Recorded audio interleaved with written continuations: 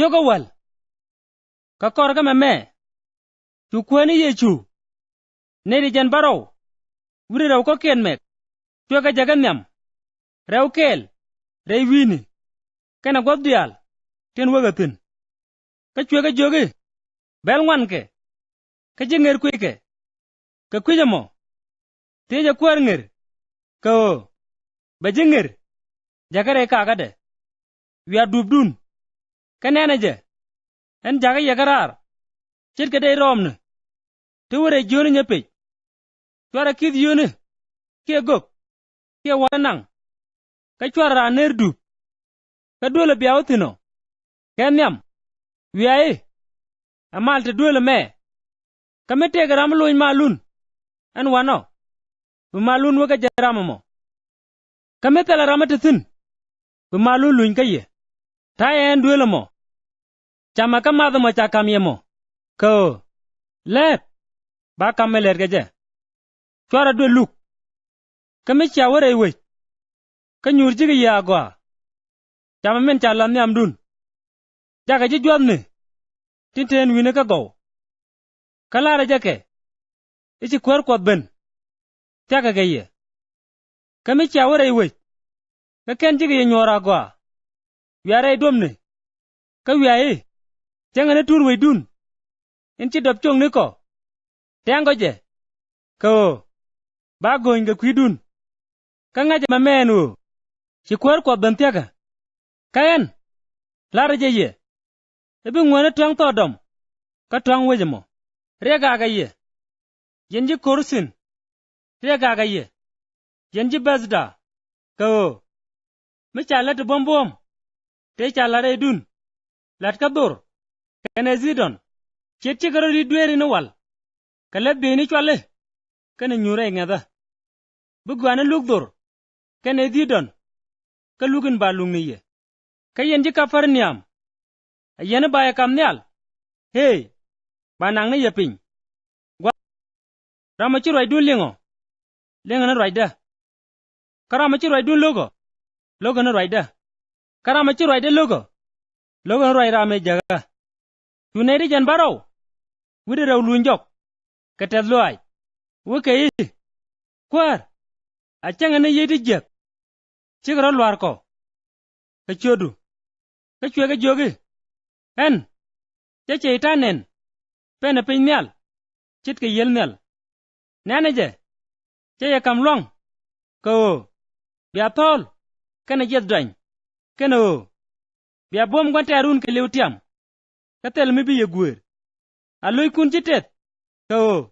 Chi yidi jero lwar ye. Aloy kun tet. Ko cha chot kun gor nyal. An gwado mo. Chuye chulo de tet.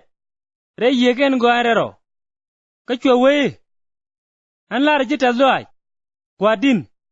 En la kwar nyal gan piny. Ko. Chingwane titi. Tege ne de pel. Kana tingai ga ngwak. Ka chiga nyol rore.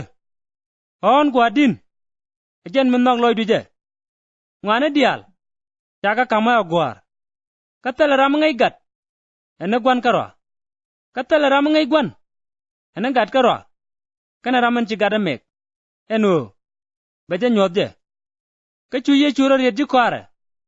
Mete ka karo. Wei. Poda ga wang. Tin gwe ga menen yename. Kan larje yenu. Chigo kana kwa gor. Ene ana menen yena. Ka ken kana nen. Ka chuga lianga miling yena gor. Ka ken kana ling. Ka chura ma bom ngono roje. Ko be ye chugon. Ka chwe we. Ngi. Angumba balat. Ko ba ting mudorar jek. Ka chwe je joge. Angumba chagor ka ngon muze. Angumba kwene sin.